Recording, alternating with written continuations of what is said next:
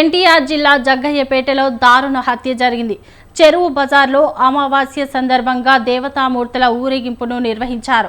ఊరేగింపులో రెండు వర్గాల మధ్య వివాదం చెలరేగింది. ఇరు వర్గాలకు పాత కక్షలు ఉండడంతో బత్తుల శ్రీను అనే వ్యక్తి గొంతు కోసి ప్రత్యర్థులు హత్య చేశారు. శ్రీను హత్యతో జగ్గయ్యపేట చెరువు బజార్లో ఉద్రిక్త వాతావరణం చోటు చేసుకుంది. శ్రీను మృతదేహాన్ని పోస్టుమార్టం నిమిత్తం పోలీసులు జగ్గయ్యపేట ప్రభుత్వ ఆసుపత్రికి తరలించారు. కేసు నమోదు చేసి దర్యాప్తు చేపట్టారు పోలీసులు.